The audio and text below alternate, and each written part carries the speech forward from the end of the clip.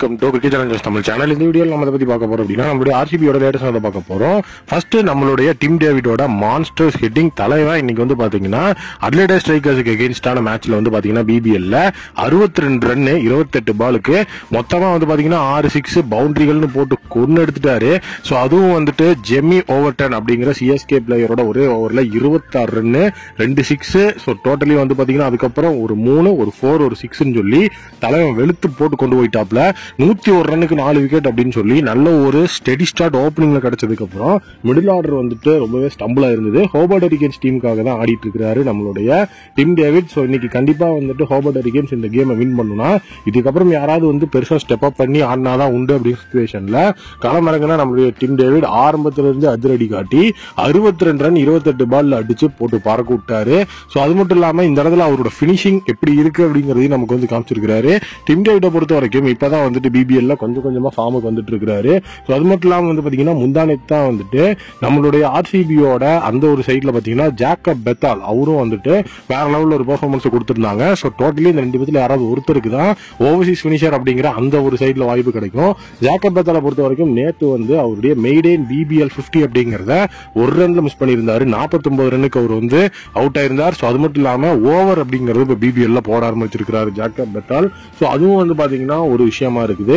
இப்ப டிம் டேவிட பொறுத்த வரைக்கும் இதே மாதிரி கன்சிஸ்டன்டான பேட்டிங் அப்படிங்கிறது கண்டிப்பா அவர் அடிச்சாகணும். ஏன்னா ஜாக்கப் பெத்தால் இதே மாதிரி ஒரு பெர்ஃபார்மன்ஸ் ஓவரும் நமக்கு போட்டு கொடுத்துட்டு இருக்கிறதுனால ஸோ ஒரு ஆல்ரவுண்டர் வெர்சஸ் பிரைம் பினிஷர் அப்படிங்கிற விஷயத்துக்குள்ள போகும்போது மீண்டும் அட்வான்டேஜ் யார் பக்கம் போகும் அப்படிங்கறதையும் நம்ம கண்டிப்பா யோசிச்சாகணும்.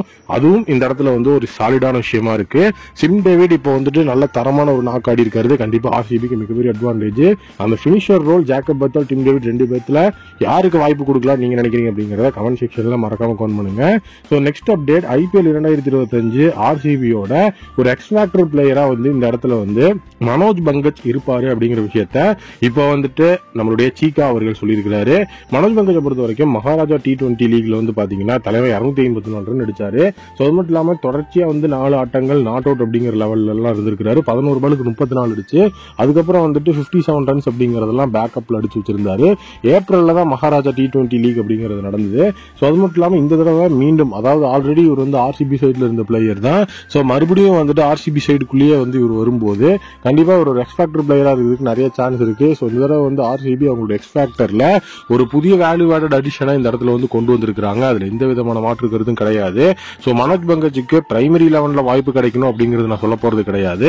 இந்தியன் பிளேயர்ஸ் மட்டும்தான் எக்ஸ்பேக்டர் பிளேயரா இருக்க முடியும் அப்படிங்கிற சிச்சுவேஷன்ஸ்ல தான் இப்ப டீம்ஸ் இருக்கிறாங்க. அப்படி இருக்கும்போது அந்த ஒரு இடத்துல வந்துட்டு மனோஜ் பங்கஜ் ஒரு பிரைம் பிளேயரா இருந்து உள்ள எக்ஸ்பேக்டர்ல வந்துட்டு தன்னை ப்ரூவ் பண்ணிக்கிட்டாரு அப்படின்னா அது இன்னுமே வந்துட்டு ரொம்ப நல்லா இருக்குங்கிற மாதிரி சொல்லியிருக்காங்க. ஸோ மனோஜ் பங்கஜ் இந்த மாதிரி ஒரு எக்ஸ்பேக்டர் ரோல்ல எந்த லெவல்ல செயல்படுவார் நீங்க நினைக்கிறீங்க அப்படிங்கறத கமெண்ட்ல சொல்லுங்க.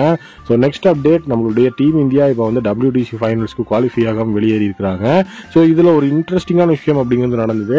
இந்த WTC ஃபைனல்ஸ் அப்படிங்கிற அந்த ஒரு விஷயத்துக்கு நம்ம குவாலிஃபை ஆகாம வெளியேறி இருந்தாலும் விராட் கோலியோட கேப்டன்சியை 2 நாள் பாக்குறதுக்கு கொடுத்து வச்சிருந்தது அப்படிங்கிற விஷயம் இருந்தது. ஸோ அது மட்டும் இல்லாம டீமோட பெர்ஃபார்மன்ஸ் அப்படிங்கறத இந்த பிஜிடி ஃபுல்லா பார்க்கும்போது நமக்கு வந்துட்டு தேர்ட் டெஸ்ட்லயே வந்துட்டு இவங்க எல்லாம் கண்டிப்பா குவாலிஃபை ஆக மாட்டாங்க அப்படிங்கிற ஒரு நம்பிக்கை நமக்கு வந்திருக்கும். ஏன்னா அந்த மாதிரி தான் அவங்களுடைய கோச்சிங்கும் இருந்துச்சு. அவங்களுடைய 11 சேஞ்சஸ் அவங்களுடைய பெர்ஃபார்மன்ஸ்ல அப்படிதான் இருந்தது. ஸோ விராட் கோலியோட கேப்டன்சி அப்படிங்கிறது வந்து பும்ரா வந்து இன்ஜுரி ஸ்கேன்ஸுக்கு போனதுனால கிடைச்சது. அந்த இடத்துல விராட் கோலியோட கேப்டன்சில ஒரு சின்ன ஹோப் அப்படிங்கிறது நமக்கு கிடைச்சிருந்தது. ஸோ நிதிஷ்குமார் ரெட்டி தான் வேற லெவலில் பெர்ஃபார்ம் பண்ணியிருந்தார். பட் ஆனா வந்துட்டு பேட்டிங் மறுபடியும் சொதப்பி ஸோ இந்த இடத்துல ஆஸ்திரேலியா வின் பண்ணாங்க. இதுல ஒரு பிரைம் மொமெண்ட்னா விராட் கோலி அவருடைய பாக்கெட்ல வந்துட்டு வெளியெடுத்து காமிச்சு எங்கிட்ட சாண்ட் பேப்பர்ல எதுவும் கிடையாது அப்படிங்கிற ஒரு விஷயத்த வந்து சொன்னதுதான்.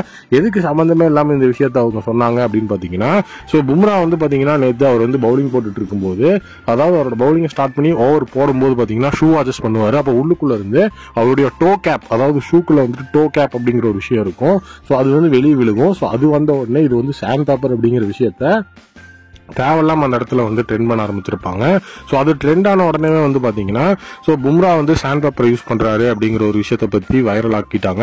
ஃபுல் அண்ட் ஃபுல் பும்ராவை பொறுத்த வரைக்கும் அவருடைய அந்த கேலிபர் என்ன அப்படின்னு நமக்கு தெரியும். ஸோ அது டோ கேப் தான் அப்படிங்கிற விஷயத்த அந்த இடத்துல கிளியர் பண்ணாலும் இப்போ நீங்க ஆக்சுவலா போய் பாத்தீங்க அப்படின்னாலும் அந்த சாண்ட் பேப்பர் அப்படிங்கிற விஷயம் ட்ரெண்டிங்ல இருக்கும். ஃபிக்சிங் அப்படிங்கிற விஷயமும் ட்ரெண்டிங்ல தான் இருந்துட்டு இருக்குது. ஸோ அதை வந்துட்டு மைண்ட்ல வச்சுட்டு தான் விராட் கோலி இந்த மாதிரியான ஆக்ஷன்ஸை பண்ணி காமிச்சிருக்காரு. ஸோ ஃபுல் அண்ட் ஃபுல் வந்து பாத்தீங்க அப்படின்னா ஒரு மிகப்பெரிய கான்ட்ரவர்சியான டெஸ்ட் மேட்ச் முடிவுக்கு வந்திருக்கு. ஸோ நீங்க நம்மளுடைய டீம் இந்தியாவோட WTC பெர்ஃபார்மன்ஸை பத்தி என்ன நினைக்கிறீங்க? இந்த இயர் உங்களுடைய ஃபேவரட்டான மொமெண்ட் என்ன? இந்த மேட்ச்ல அவங்க பண்ண தவறுகள் என்ன அப்படிங்கறத மறக்காம வந்துட்டு கமெண்ட் செக்ஷன்ல கமெண்ட் பண்ணுங்க.